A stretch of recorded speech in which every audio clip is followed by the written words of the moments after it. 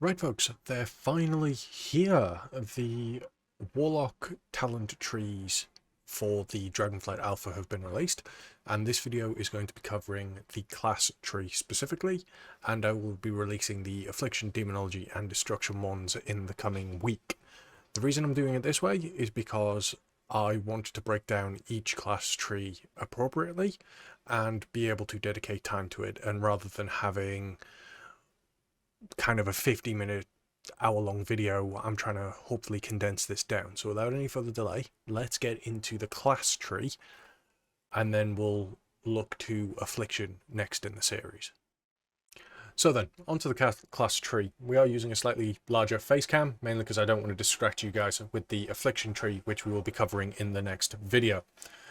So, the first tier and the first options that we have access to are Fel Domination, which, as you know, 3-minute cooldown baseline, speeds up the next cast of your pet, and makes them free so they don't require a shard. Good if you need to pet swap, or if you need to summon a pet at the start of a mythic class, things like that.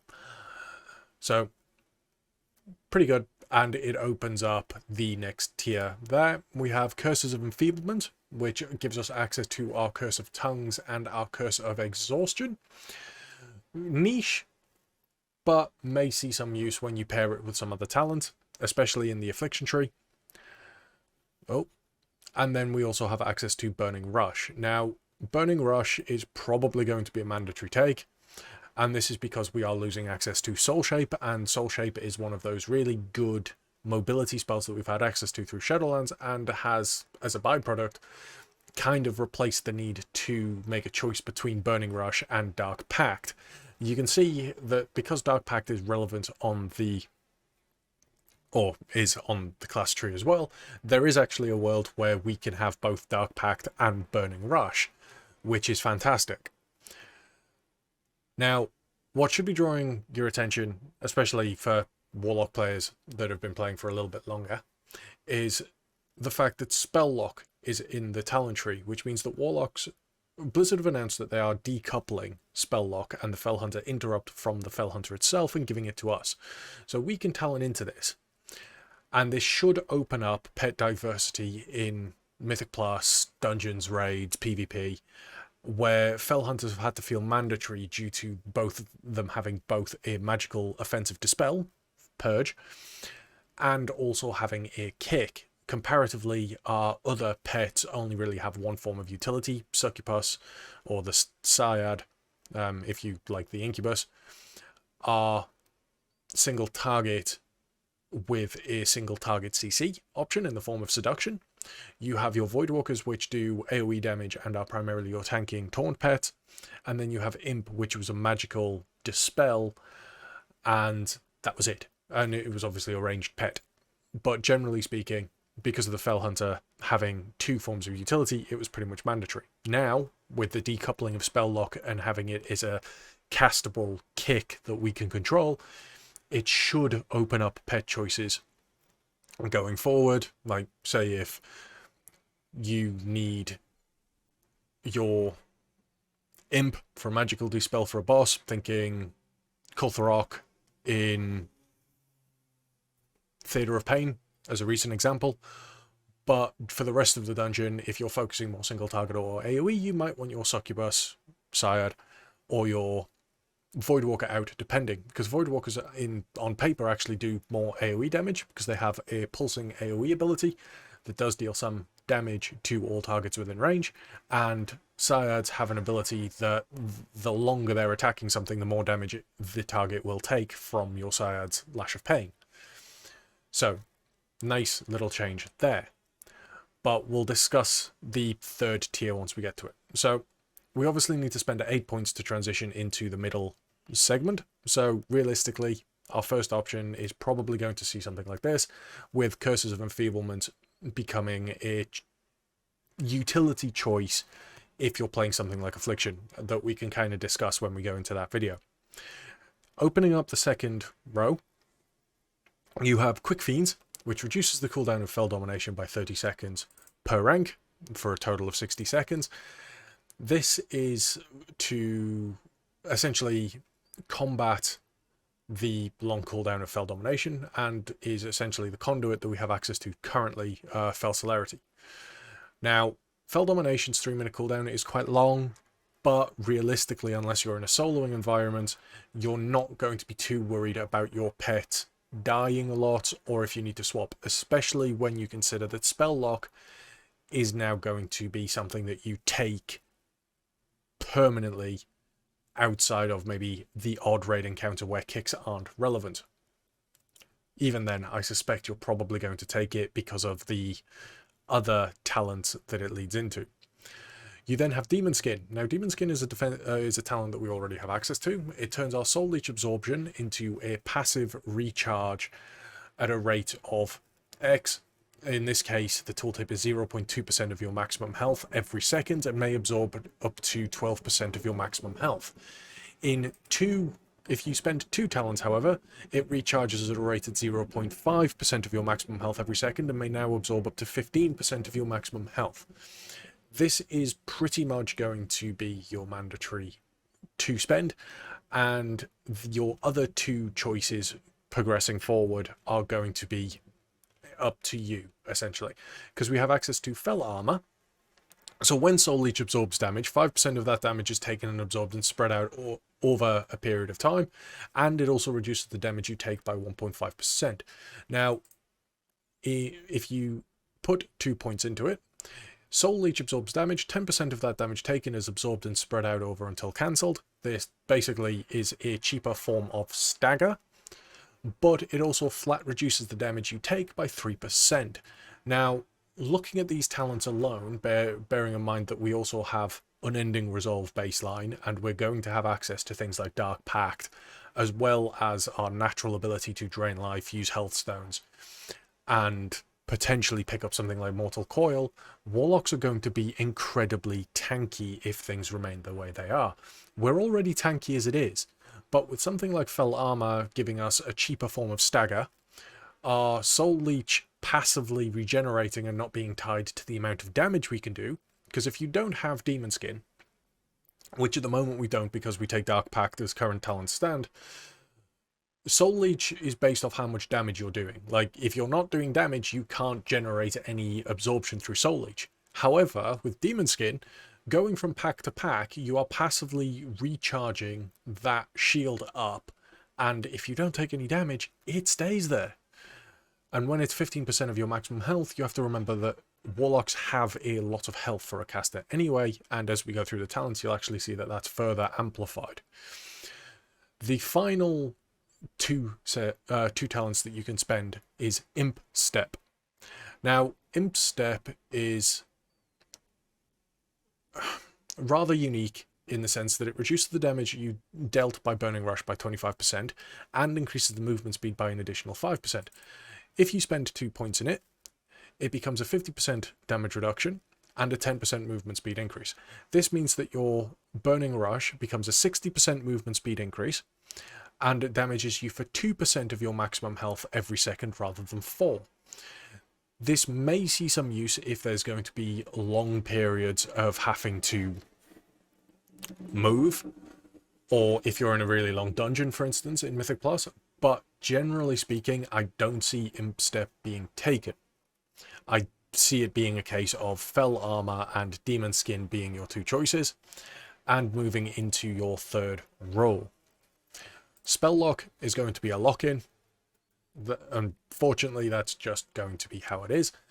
And then you have a choice between Accrued Vitality, drain life heals for 15% of the amount drained over 10 seconds, 30% if you spend 2 points in it, and you then have a choice between Howl of Terror and Mortal Coil. Now, Mortal Coil is going to be the pick there, primarily due to the fact that Howl of Terror is a 40-second cooldown, and like most fears, you don't want to disperse groups if there's a chance for things to then be socially aggroed further, and it becomes an escalating problem. Whereas Mortal Coil, although it's on a slightly longer cooldown at 45 seconds, it does have the capacity to heal you for 20% of your maximum health, which is very, very good.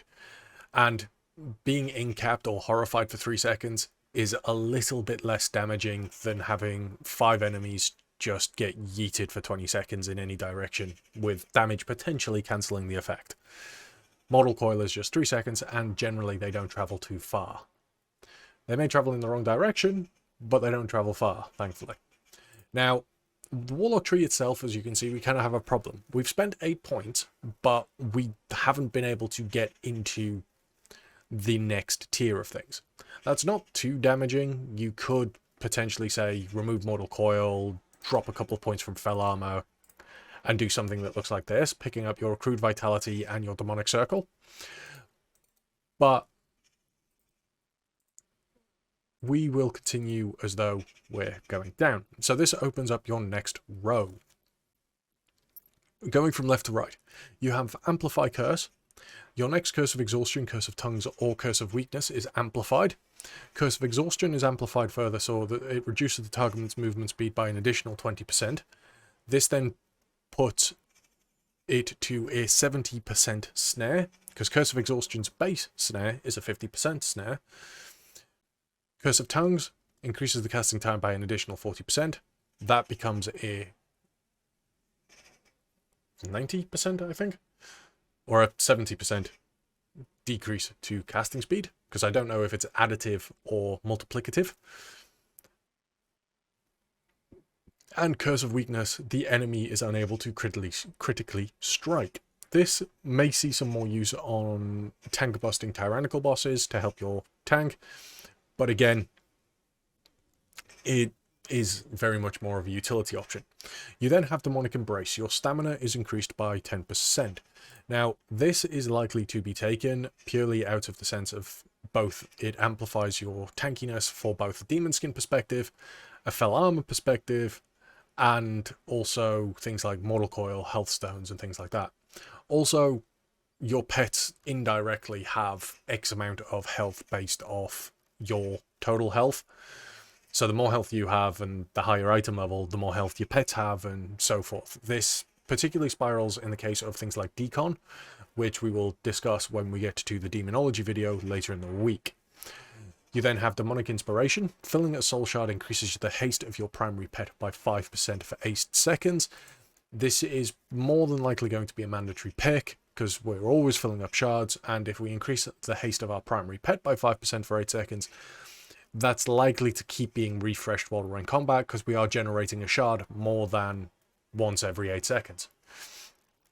Unless there is a period of downtime for whatever reason. Some specs will find it easier to generate faster than others, like Demonology for instance, or Destruction, whereas Affliction's generation is a little bit more RNG. But you can actually remove that if you plan on playing something like Demonic Sacrifice. Because if you're playing Demonic Sacrifice where you're giving up your pet, then some of these abilities aren't necessarily going to need to be as relevant because you're not having a pet to boost. Going along with that, you then have, on the right hand side, you have Wrathful Minion. Filling a Soul Shard increases the damage done of your primary pet by 5% for 8 seconds. So you can see that by Wrathful Minion and Demonic Inspiration, every time you fill a shard up, you're increasing its haste and damage by 5% for 8 seconds. Demonic Fortitude increases you and your pet's maximum health by 6%. Pair that with Demonic Embrace, you now have even more health, which is huge. You then have Banish, which we currently have baseline, but has a very limited use. Demons and Aberrations, and if you do talent into it, moving into the tier below, you have Greater Banish, which means that Banish now works on Undead. So Banish is very much going to be a utility pick. Now, unfortunately, if we want Demonic Circle, we have to spec into 2 points in Accrued Vitality. Now, whether or not Demonic Circle is going to be necessary for the content, because let's face it, Demonic Circle is a pre-placed form of mobility and is generally used in situations where you are pre-planting or you are trying to minimize movement that is required. So fights like, or from a raiding perspective at least, fights like Skolex, Holondrus, they may see some Demonic Circle usage. Alternatively though, some players might not use Demonic Circle there and instead be using it for, might just prefer to use Burning Rush and maybe Imp Step, so they're running around the place a little bit faster. So I have a couple of options in terms of how you want to use your mobility.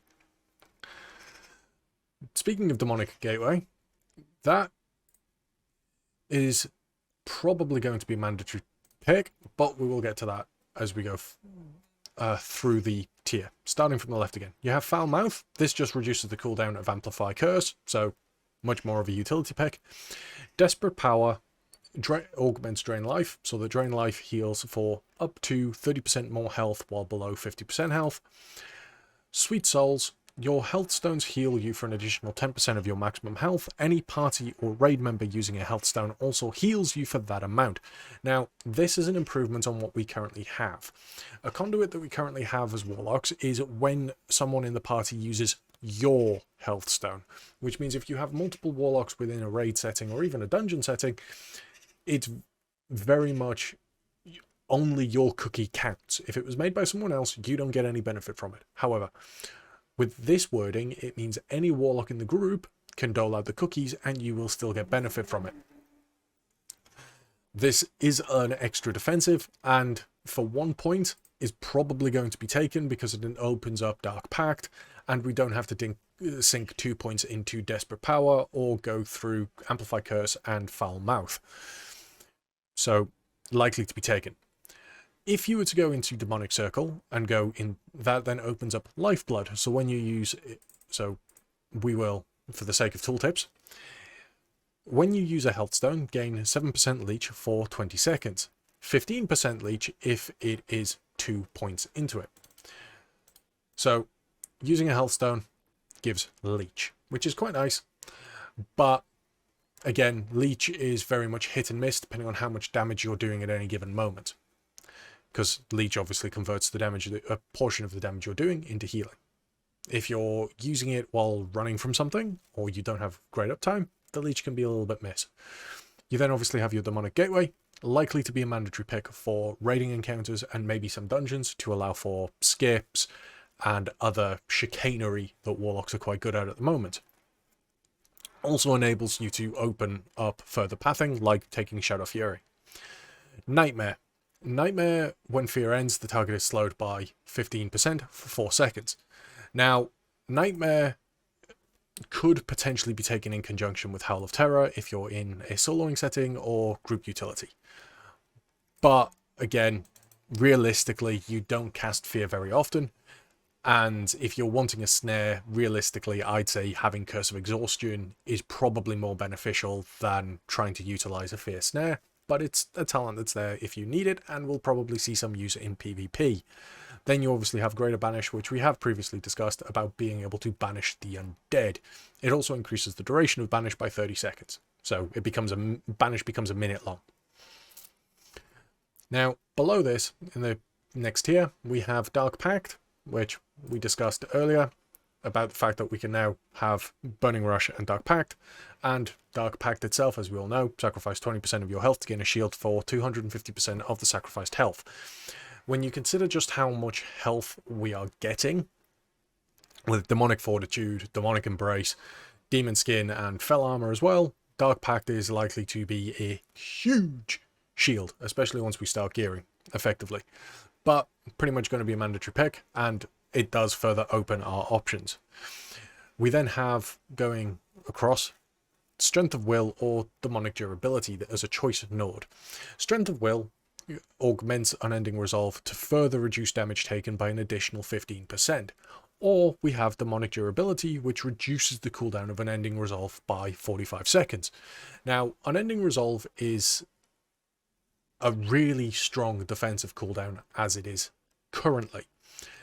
And if you're running regular content, like Mythic Plus and things like that, it may actually be worth to reduce its cooldown. Because another thing with Unending Resolve as well, is it prevents you from being interrupted or silenced.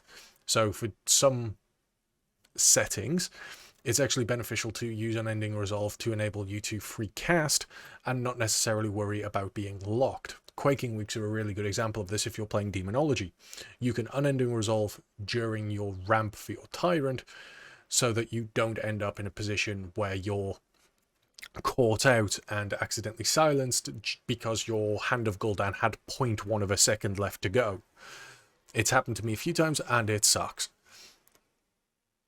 Especially if you then have to stop your cast, wait for it to go, and recast, by which point your dogs have expired for whatever reason because you were trying to cut it a little bit close. But that is entirely up to you. And then obviously on the far right we have Shadow Fury, which is our AoE stun. Now you can see that although we had overspent prior to coming into this middle section, we are now in a position where we have 4 points we can spend to transition into the latter stage of the class tree.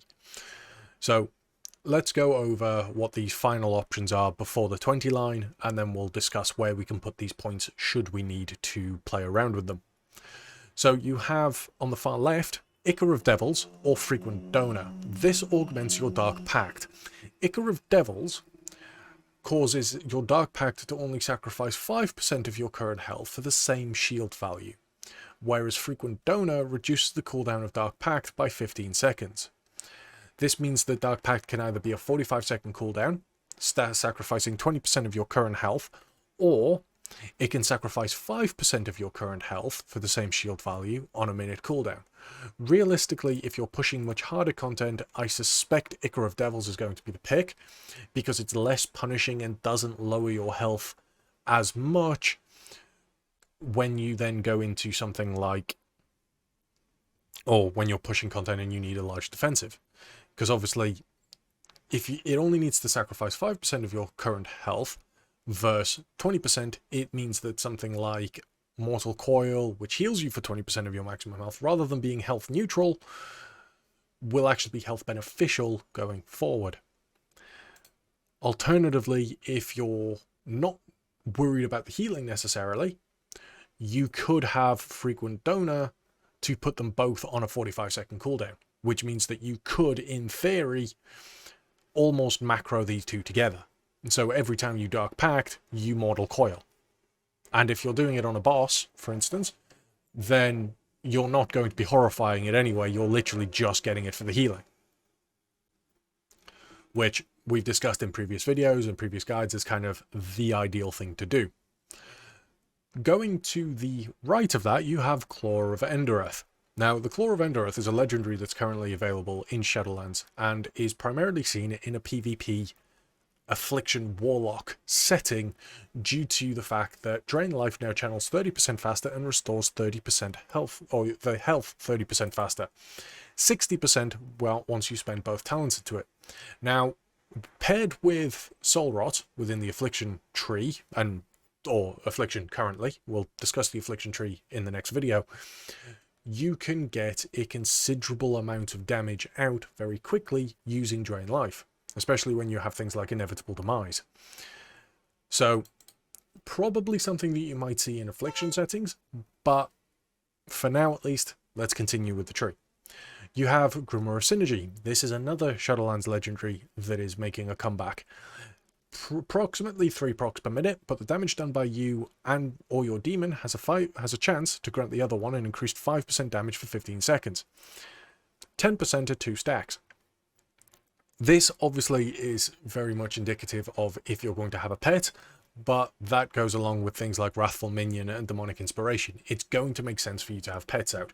I don't think Grimoire of Sacrifice and sacrificing your pet is necessarily going to be beneficial for Warlocks, except in very unique circumstances where we may see something like Lone Wolf come into it. Now, Marksman Hunters know the kind of Lone Wolf scenario where they get a damage bonus for not having a pet. But the final node anyway, so we don't divulge into different classes, is a choice between either Dark Fury or Shadow Flame. Now, Dark Fury, same thing it currently does at the moment, reduces the cooldown of Shadow Fury by 5 seconds and increases its radius by 2 yards.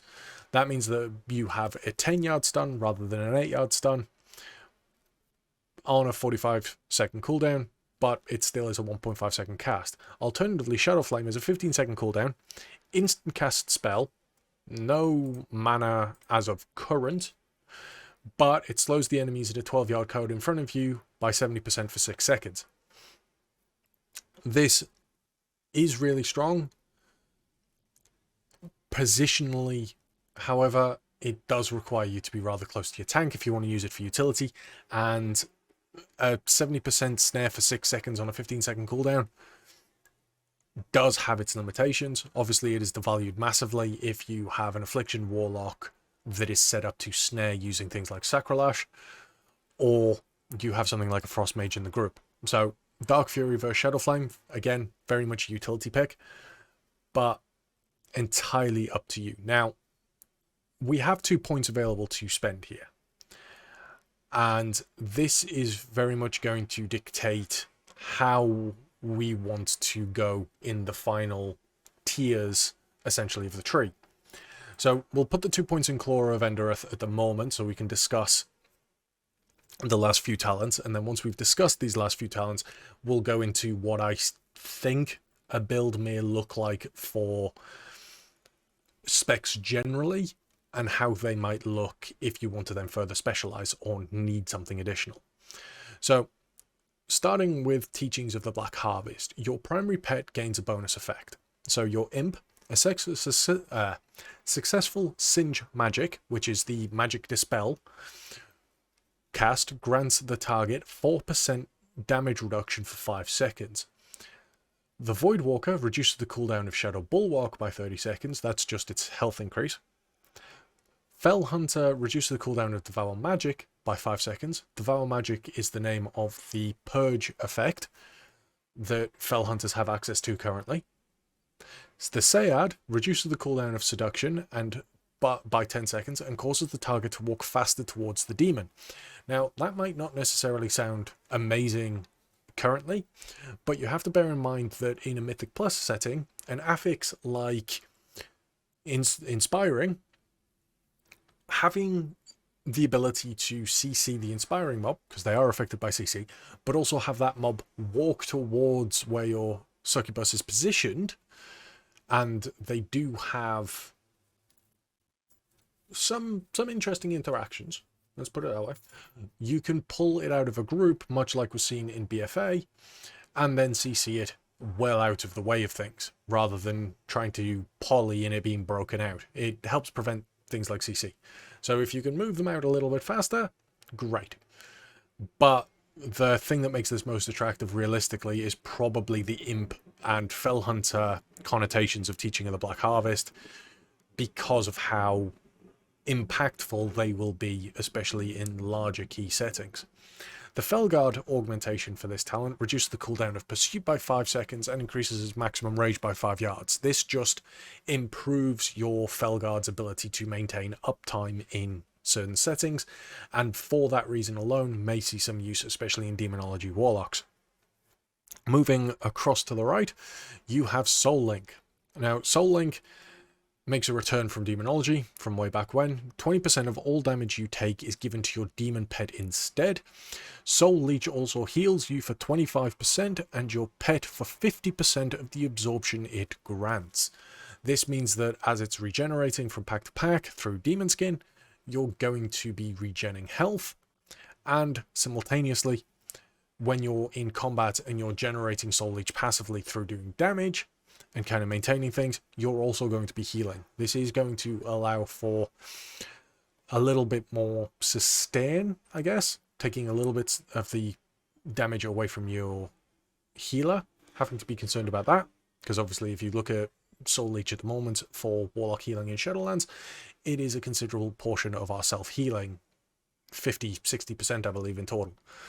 And obviously Soul Link's damage transfer, 20% of all damage you take is taken by the demon instead, further adds to our tankiness, so is likely to be an immediate pick regardless. And thankfully we can get this from either Grimoire Synergy or Claw of Endereth, so either of the two paths open up Soul Link for us, which is good. And then finally we have Soul Burn. Now, Soul Burn is a shard spender, and consuming a soul shard, unlocking the hidden power of your spells. Now, it affects either Demonic Circle, Demonic Gateway, Drain Life, Health Funnel, or Health Stone. Demonic Circle and Demonic Gateway are both obviously talented, so Soul Burn will depend very much on how your spec looks. But let's go through the augmentations. So Demonic Circle Teleport increases your movement speed by 50% and makes you immune to snares and roots for 8 seconds. Demonic Gateway can now be instantly cast. This will be huge in a raid setting if you need to replace or move Demonic Gateways during phase transitions. Say Zymox in Sepulchre of the First Ones is a really good example of that, especially if you're running a single Warlock. Drain Life can gains an Absorb Shield equal to the amount of healing done for 30 seconds. That potentially is going to be huge, especially when we start looking into the Affliction tree, in terms of adding to our tankiness for whatever reason.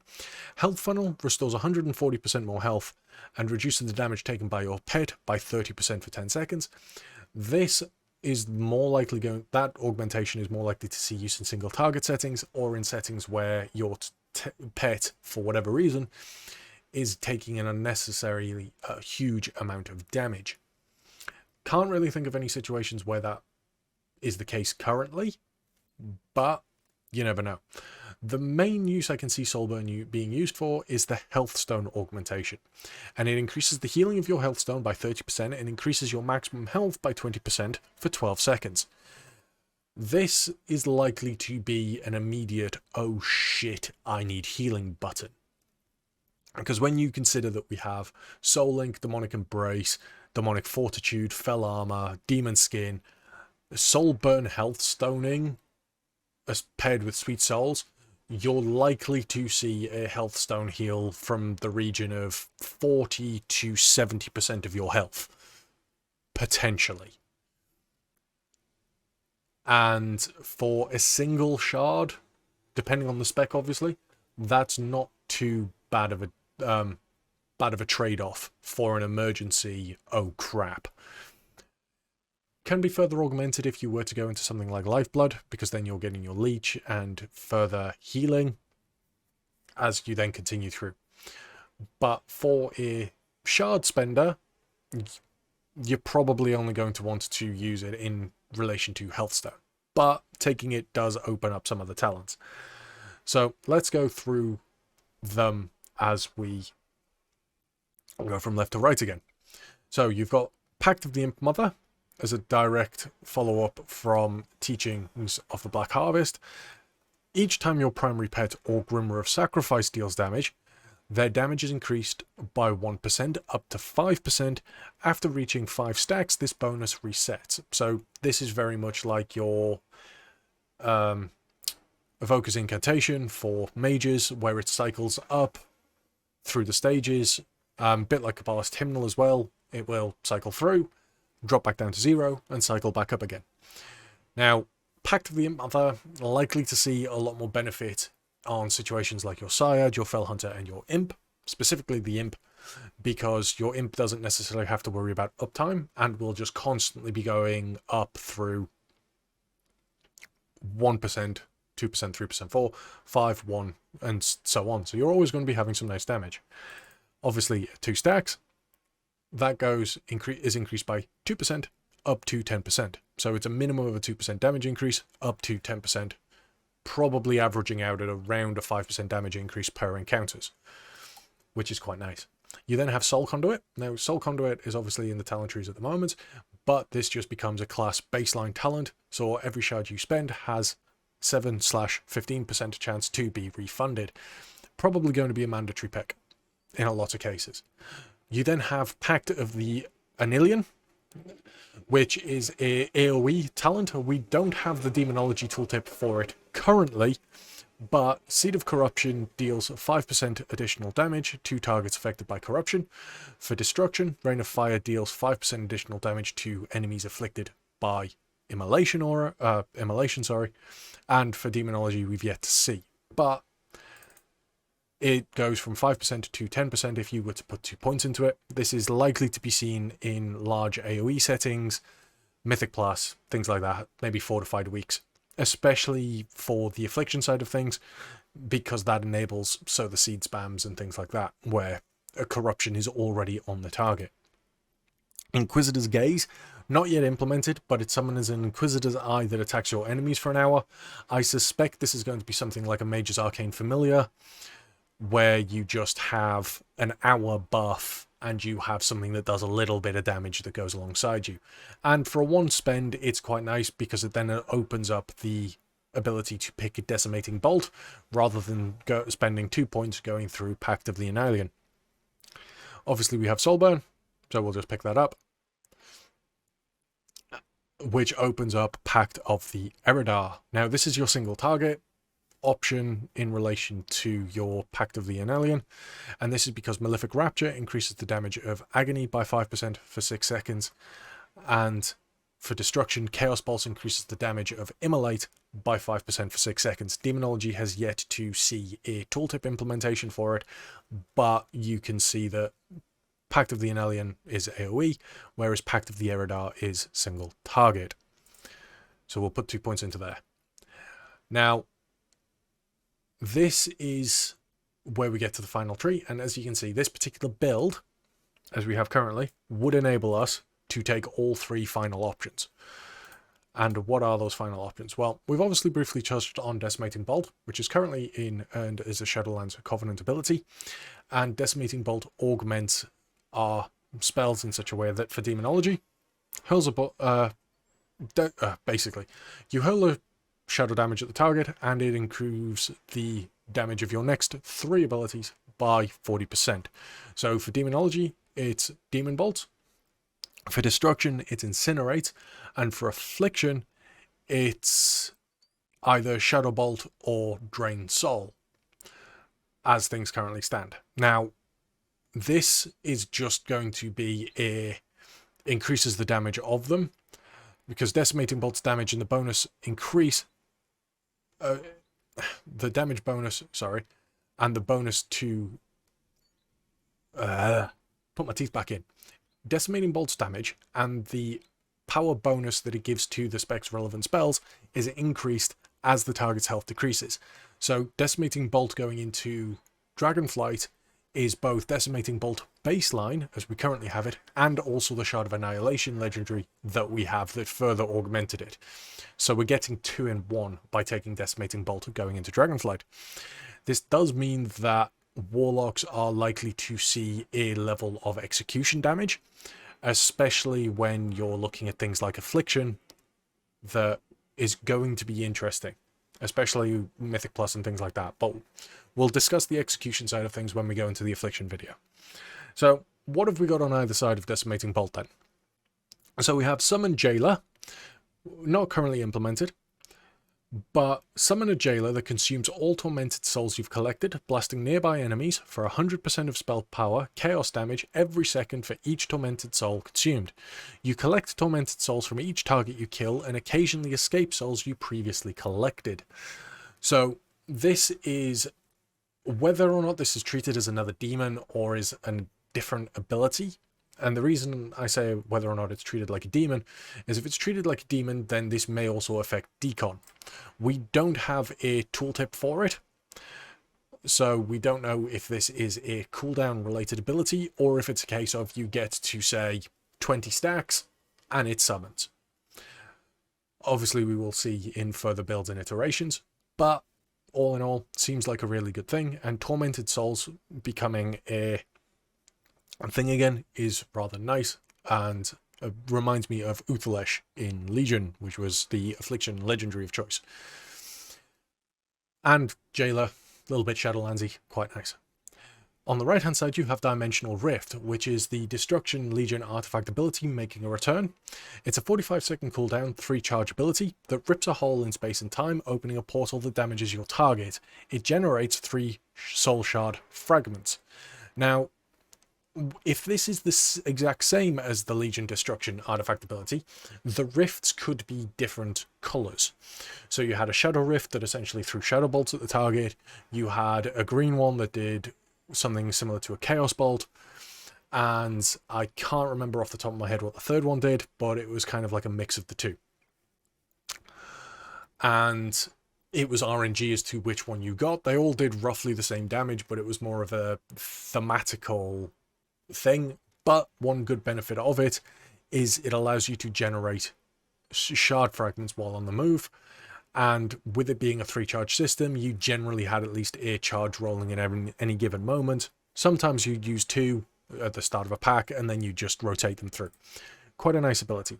So this is a general build that someone might want to take, but if you look and you're not particularly interested in Teachings of the Black Harvest or the Claw of Endereth, you could remove those 2 points, and that would open you up for a few other options. You could take something like Ichor of Devils and Strength of Will. So Unending Resolve reduces damage taken by an additional 15%, and then you can still open up with the last few points. And we still have a point to spare. So you could pick up your Shadow Flame. Going even further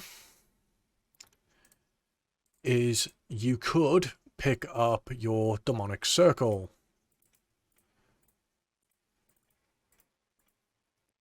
Something like this. So we'd have Demonic Circle, we'd have Gateway, we'd have Burning Rush, Dark Pact, and Soul Link. And Soulburn at this point would then augment everything that we have. So it's a much more open thing. If we wanted to look at a more utility-based playstyle, however, and pick up Curse of Enfieldment, we could drop Fell Domination for it. And if we really wanted to go for kind of like hyper-mobility, pick that up, drop Fell Armor, Curse,